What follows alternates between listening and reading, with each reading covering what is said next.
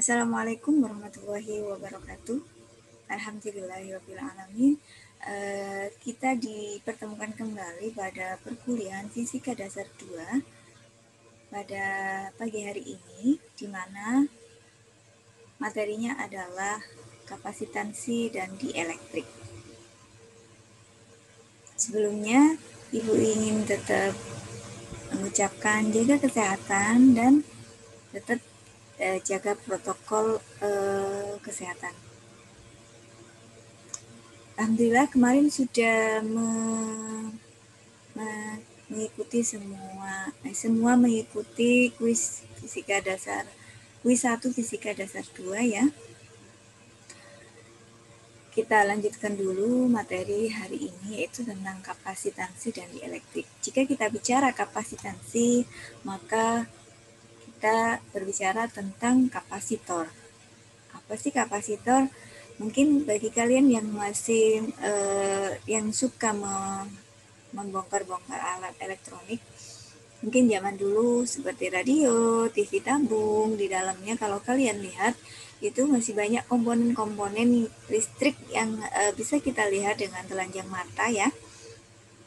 Jadi kita tahu apa itu kapasitor, apa itu diode, apa itu LED dan sebagainya. Kapasitor saat ini mungkin jarang dijumpai pada alat-alat elektronik yang sudah semakin tipis seperti pada HP, kemudian laptop, karena semuanya sudah berupa chip ya. Semuanya sudah berupa chip, apalagi sekarang sudah laptop sudah laptop tanam semua ya. Jadi jika kita tidak membongkar, maka kita tidak bisa melihat komponen-komponennya itu. Namun komponen-komponennya sekarang itu sudah dibuat sedemikian rupa sangat kecil, sehingga karena saat ini sudah memasuki teknologi nano. Jadi semua material komponen-komponen listrik itu direkayasa menjadi ukuran nano, sehingga kita mempunyai flash disk yang dulu saya punya itu pertama kali hanya bisa menyimpan 128 MB. Sekarang satu flash disk bisa menyimpan 32 GB, kemudian 16 GB dan seterusnya. Ada juga hard disk eksternal yang sudah bisa menyimpan 500 tera, 1 tera atau 500 GB. Jadi giga itu kan 10 pangkat 9 byte. Oke, kita lanjutkan dulu. Seperti apa sih kapasitor? Mungkin jika yang belum mengetahui seperti apa kapasitor, atau yang sudah masih ingat di materi SMA, kapasitor itu bentuknya seperti ini ya.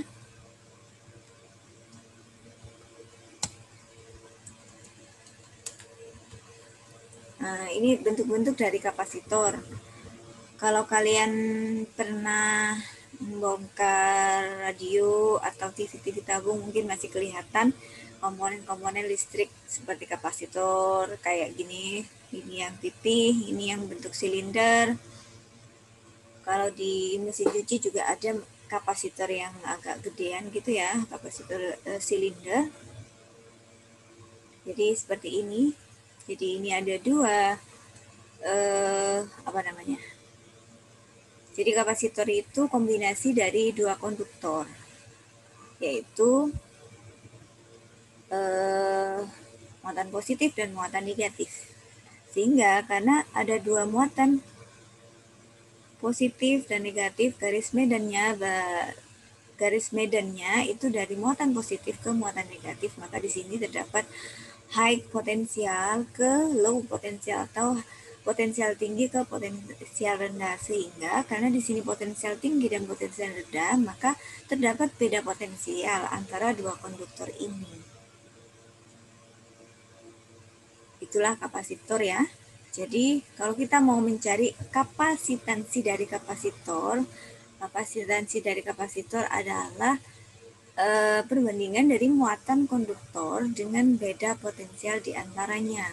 Secara matematis itu sama dengan C, kapasitansi adalah lambangnya C, sama dengan Q per delta V. Q adalah muatan, kemudian V adalah beda potensial. Kalau kita lihat, berarti kapasitansi itu sama dengan 1 Coulomb dibagi dengan 1 volt. Kapasitansi sendiri satuannya adalah farad karena yang menemukannya adalah Michael Faraday, sehingga disebut dengan satuannya farad ya. 1 farad itu sama dengan 1 Coulomb per 1 volt. Kemudian kita lanjut ke macam-macam kapasitor dan bagaimana menghitung kapasitansinya. Jadi di sini yang pertama ada kapasitor kelas sejajar. Mungkin masih ingat ya, waktu di SMA mungkin kalian tahunya bahwa kapasitor kelas sejajar itu sama dengan epsilon 0A per D. Dari mana? Itu berasal dari di sini terdapat dua plat sejajar, di mana plat yang pertama bermuatan positif dan plat yang kedua bermuatan negatif, sehingga di situ ada medan listrik. Medan listriknya itu sama dengan tau dibagi epsilon 0. Tau itu adalah distribusi muatan perluasan Q per A kalikan epsilon 0. Q per epsilon 0 kali A, karena tau sendiri sama dengan Q per A ya. Epsilon 0 itu adalah permitivitas ruang hampa udara. Di slide Ibu yang pertama, waktu fisika dasar 2 sudah Ibu tuliskan bahwa permitivitas ruang hampa udara itu sama dengan 8,85 kali 10 pangkat min 12 Coulomb kuadrat per Newton meter kuadrat. Kebalikan dari K ya. Kemudian, karena di sini terdapat muatan positif dan negatif, maka terdapat juga yang namanya beda potensial. Beda potensial kalau kita hubungkan dengan beda listrik sama dengan E kali D. Jadi delta V sama dengan E kali D, medan listrik kalikan D, E-nya sama dengan Q per epsilon 0 kali A, maka kita masukkan Q per epsilon 0 A kalikan D. Sehingga dari sini kita bisa mencari besarnya kapasitansi kapasitor plat sejajar, yaitu Q per delta V. Sehingga kita masukkan delta V-nya kita ganti dengan QD per epsilon 0 kali A. Maka Q-nya sama, Q-nya kita coret, sehingga hasil akhirnya adalah epsilon 0 kali A per D. Jadi yang perlu kalian pahami, yang perlu kalian ingat, untuk mencari kapasitansi plat sejajar itu sama dengan epsilon 0 kali A dibagi D. Jadi ini saja yang diingat, di mana A ini adalah luasan plat dan D itu adalah jarak antara kedua plat. Epsilon 0 seperti yang Ibu bilang tadi,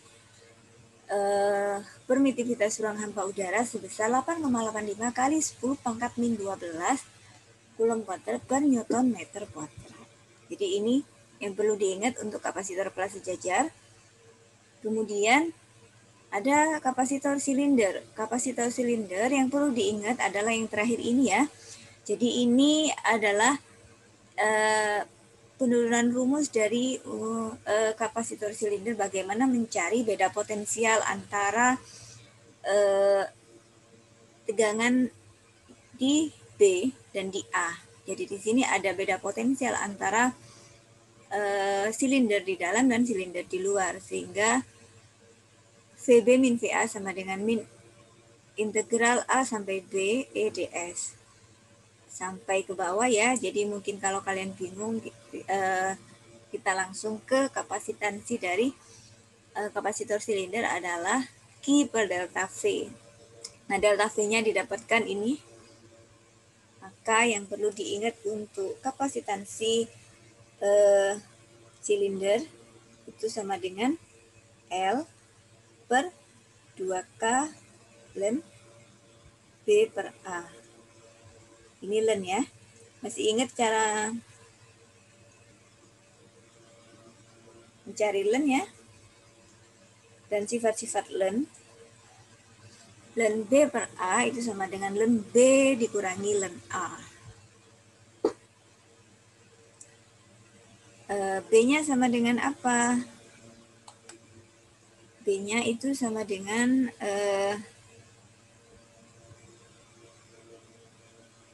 jarak dari pusat sini ke silinder yang luar, sedangkan A itu jarak dari pusat ke silinder yang dalam. L itu adalah tinggi dari silindernya.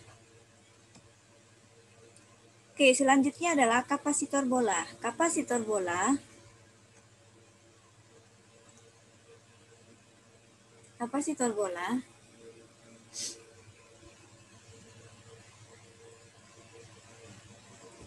bola di situ juga terdapat dua bola dengan muatan yang berbeda, yaitu muatan positif dan muatan negatif, sehingga terdapat beda potensial antara bola yang di dalam dengan bola yang di luar, sehingga kapasitansinya akhirnya adalah ini ya.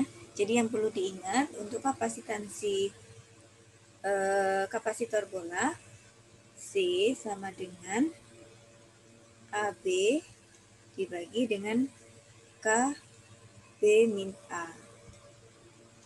Ini kapasitansi dari kapasitor bola. Jadi A itu adalah jari-jari bola dalam, B itu adalah jari-jari bola yang luar, dari pusat sampai keluar. Kemudian K ini adalah konstanta listrik 9 kali 10 pangkat 9 Newton meter kuadrat per kulon kuadrat.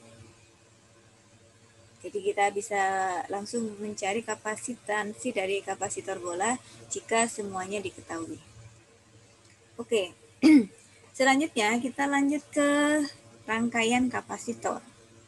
Pada rangkaian kapasitor, di sini pada rangkaian paralel, maka total muatannya pada rangkaian paralel ini, muatan totalnya sama dengan penjumlahan dari muatan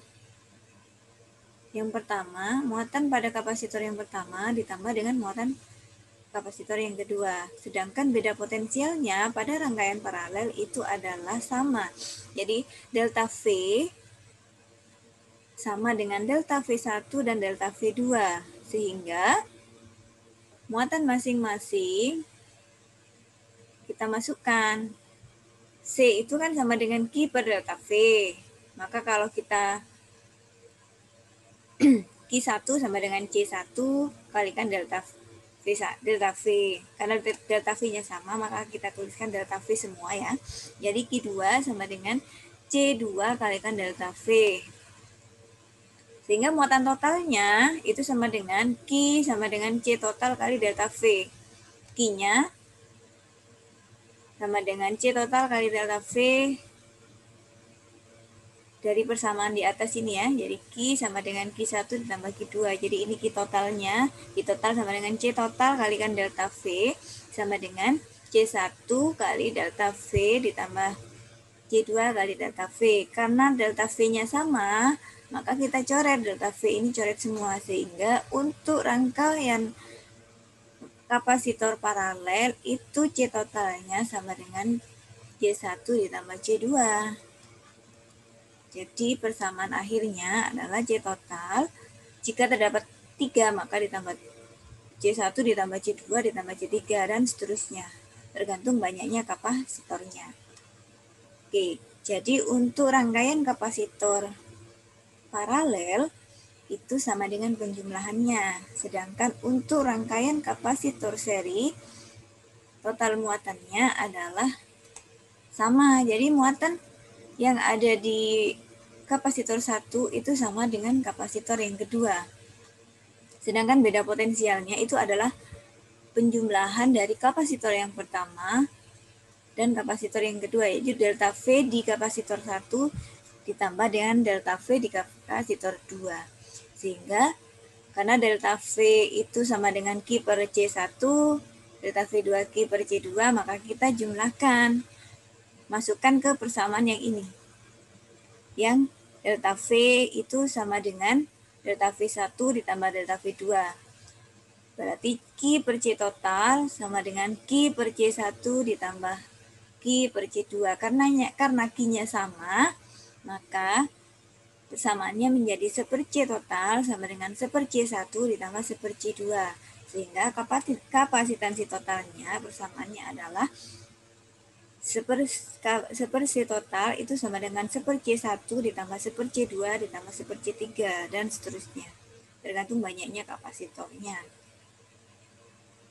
Jadi kebalikan dari resistor ya. Kalau resistor jika seri itu sama dengan penjumlahan, sedangkan untuk kapasitor kalau seri itu adalah seper ya. Seperti itu. Sekarang contoh, tentukan kapasitansi total dan tentukan voltase pada kapasitor yang bermuatan 12 mikrofarad. Oke, sekarang pada rangkaian paralel kapasitansi totalnya itu sama dengan penjumlahan. Berarti C totalnya itu sama dengan C1 ditambah C2 ditambah C3 ditambah C4.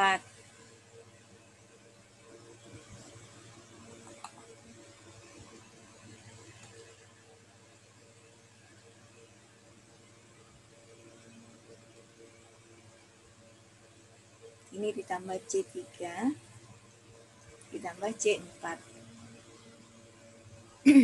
C1 sama dengan 24 mikrofarad tambah 12 ditambah 6 ditambah 3. Karena sama-sama mikrofarad, mikrofaradnya taruh di belakang ya.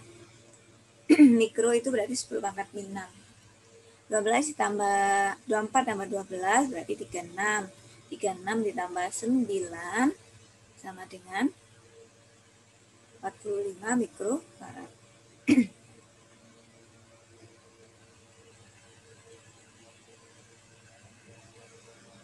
Oke, sekarang yang ditanyakan, tentukan voltase pada kapasitor yang bermuatan 12 mikrofarad.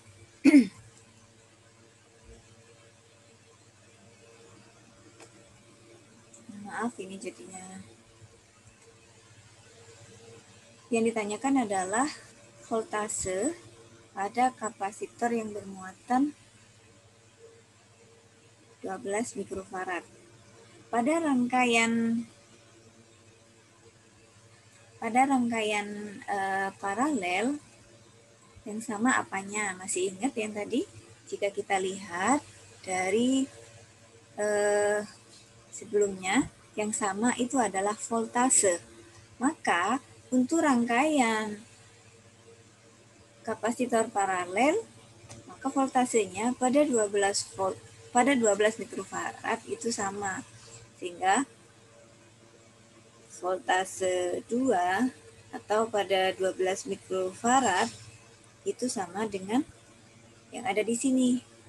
Berarti 18 volt. Karena pada rangkaian paralel yang sama adalah voltase. Sekarang kita lanjut ke contoh selanjutnya. Tentukan kapasitansi total dan tentukan voltase pada kapasitor yang bermuatan 12 mikrofarad. Untuk mencari kapasitansi totalnya, maka kita tuliskan 1 per C total sama dengan 1 per C1 ditambah 1 per C2 ditambah 1 per C3 ditambah 1 per C4. Oke, 1 per C total sama dengan ini 1 per 3 ditambah 1 per 6 mikrofarad. Ini mikrofarad ditambah 1 per 12 mikrofarad ditambah 1 per 24 mikrofarad. Kita jadikan semuanya menjadi 24 ya. Jadi 1 per C total sama dengan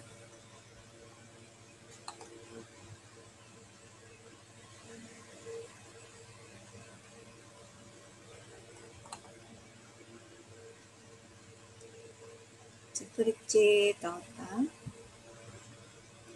1 per ini sama-sama dijadikan 24, berarti ini 1 kali 8 ditambah ini kalikan 4 yang kedua, kemudian ditambah 2 ditambah 1 per 24. Berarti 1/C totalnya sama dengan 8 tambah 4 12, 12 tambah 2 14, berarti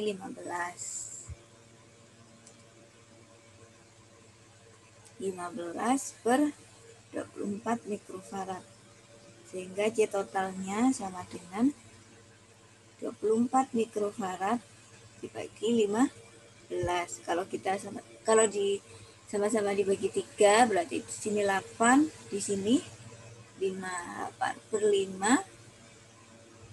8 per 5 mikrofarad. Kemudian voltase pada kapasitor yang bermuatan 12 mikrofarad.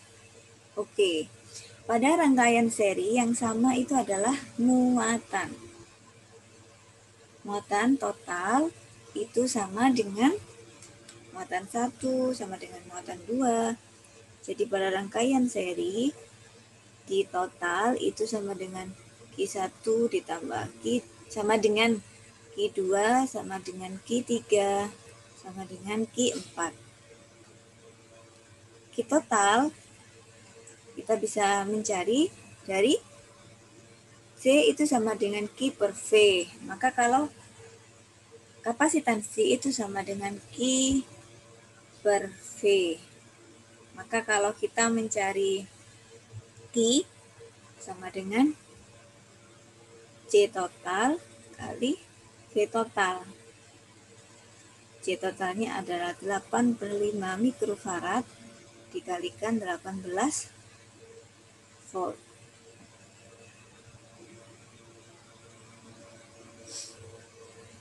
18 kali 8 per 5,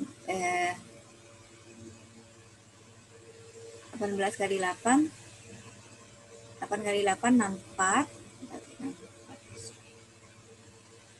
8 kali 1 8 ya, tambah 6 berarti 100. 6 tambah 8 14, 144 dibagi 5.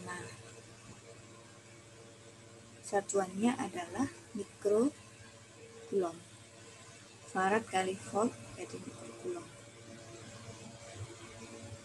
Kemudian untuk mencari voltase V pada 12 volt mikrofarad, V sama dengan Q per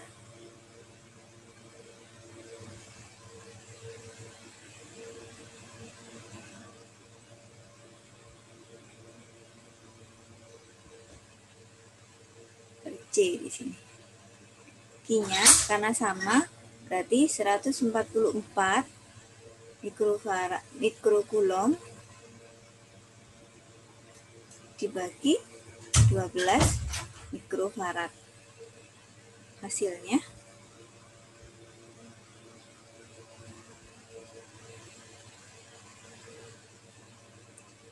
144 dibagi 12 dibagi 5 dibagi 12. Hasilnya adalah 144 sebentar. 144 dibagi 5 dibagi 12 sama dengan 2,4.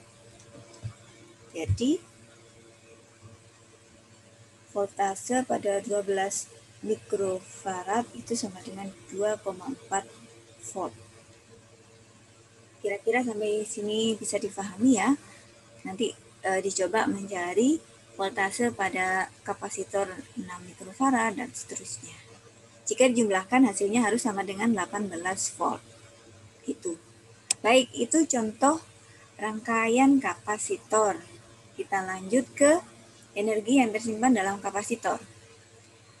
Energi yang tersimpan dalam kapasitor. Jadi kapasitor itu fungsinya adalah menyimpan muatan. Kalau menyimpan muatan berarti menyimpan energi listrik dan energinya sama dengan kerja yang diperlukan untuk memindahkan muatan ke plat. Usaha sama dengan, jika kita bicara tentang potensial listrik yang kemarin, maka kita dapatkan usaha itu sama dengan potensial dibagi dengan muatan. Delta V sendiri itu sama dengan Q per C. Atau kalau kita jadikan Q-nya sama dengan C kalikan delta V, maka kita masukkan ke persamaan yang ini. Jadi delta W itu sama dengan delta V kalikan delta Q. Karena Q-nya itu sama dengan C kali delta V, maka kita masukkan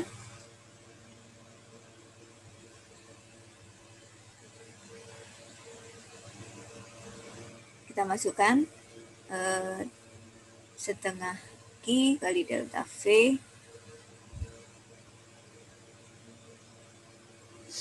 sama dengan setengah C kali delta V kuadrat atau sama dengan Q kuadrat per 2C. Kira-kira bisa dipahami ya? Jadi usahanya itu adalah setengah Q kali delta V atau setengah C kali delta V kuadrat atau sama dengan Q kuadrat per 2C. Jadi kalian bisa menggunakan tiga persamaan ini tergantung yang diketahui. Kalau yang diketahui adalah muatan dan beda potensial, maka menggunakan ini. Jika yang diketahui adalah kapasitansi dan beda potensial, maka menggunakan persamaan yang ini. Jika yang diketahui adalah muatan dan kapasitansi, maka menggunakan persamaan ini. Nanti cobalah cari energi pada kapasitor prasejajar. Kapasitor prasejajar, masih ingat tadi ya? Jadi kapasitor prasejajar persamaannya adalah epsilon 0 kali A per D. Nah, ini kita masukkan ke persamaan G sama dengan Q kuadrat, atau yang C-nya di atas juga nggak apa-apa, per 2C. Nah, C-nya itu kita masukkan ke sini. Kemudian kita cari energi yang tersimpan dalam kapasitornya berapa. Baik, kita lanjut.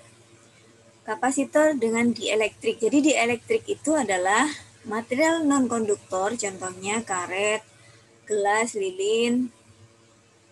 Dielektrik biasanya diletakkan di antara plat kapasitor. Jika tidak ada konstanta dielektrik dinamakan dengan K seperti ini ya. Beda potensialnya pada kapasitor tanpa dielektrik, kalau tidak ada dielektrik, maka delta V0 sama dengan Q0 per C0. Sedangkan jika terdapat dielektrik, maka beda potensialnya itu sama dengan beda potensial tanpa dielektrik dibagi dengan K. K itu adalah konstanta dielektrik. Jadi tergantung misalnya nanti menggunakan keramik atau apa, itu nanti K-nya itu biasanya diketahui di soal. Untuk kapasitansinya, nah kita masukkan kapasitansi kan Q per delta V. Q0 dibagi delta V0 per K, sehingga kapasitansinya jika kapasitornya terdapat di elektrik, maka di sini ada K Q0 per delta V0. Atau bisa dituliskan kapasitansi dengan dielektrik sama dengan K kalikan kapasitansi awalnya. Untuk kapasitansi plat sejajar jika terdapat di elektrik, maka dituliskan K kalikan epsilon 0 A per D. Seperti itu ya. Kemudian momen dipol. Momen dipol dalam medan listrik. Jadi apa sih momen dipol? Momen dipol itu jika terdapat dua muatan, satunya min Q, satunya plus Q, jaraknya adalah 2A, jadi jaraknya sama ya. Dari pusat ini ada A, di sini ke A, jadi jarak antara dua muatan ini adalah A. Nah, momen dipol ini terjadi ketika gayanya itu satunya ke sana, satunya arahnya ke sana. sehingga dia membentuk seperti dipol, karena di sini ada sudut antara medan listrik dengan jarak ini ya, karena di sini gayanya ini gaya. Maka jika diletakkan di dalam medan listrik yang homogen, tau itu torsinya itu akan membentuk sebuah torsi. Torsinya itu sama dengan 2F. F itu adalah gaya yang terjadi pada muatan. A itu adalah jarak dari titik 0 ke muatan plus atau muatan Q, dikalikan sin theta. Sin theta adalah sudut antara medan listrik dengan pusatnya ini. Jadi ini ada medan listriknya ya. Kemudian gaya listrik sendiri itu sama dengan Q kali E. Maka bisa kita tuliskan tau atau torsi itu sama dengan 2A QE kali sin theta. Kemudian 2A kalikan Q itu sama dengan P atau yang disebut dengan momen dipol listrik. Jadi torsinya itu sama dengan P E sin theta. Dalam matematis, jika sin theta, PE sin theta itu sama dengan cross ya. Jadi torsinya itu sama dengan P cross E. Itu dipol listrik dalam medan listrik. Mungkin itu saja yang bisa Ibu jelaskan tentang kapasitor. Oh, ada lanjutannya ya. Jadi jika terdapat penjelasan atom ya tentang bahan dielektrik, jika N0 adalah medan listrik tanpa bahan dielektrik, maka medan listrik dengan adanya dielektrik adalah jika terdapat dielektrik, maka medan listrik akhirnya itu akan menjadi N0 dibagi K. Karena di sini terdapat medan listrik awal dibagi dengan konstanta dielektriknya. Seperti itu. Kemudian ini adalah medan listrik ketika ada medan listrik induksi ya. Jadi N0 dibagi medan listrik awal dikurangi medan listrik induksinya. Sehingga kita bisa mencari tau induksinya sama dengan K-1 dibagi K kalikan tau awalnya. Insya Allah ini tidak keluar ya, yang keluar yang di awal-awal tadi terkait dengan rangkaian kapasitor dan mencari kapasitansi totalnya energi pada kapasitor juga. Referensinya menggunakan survei ya. Itu saja yang bisa Ibu jelaskan pada materi kapasitansi dan dielektrik. Semoga bisa dipahami. Assalamualaikum warahmatullahi wabarakatuh.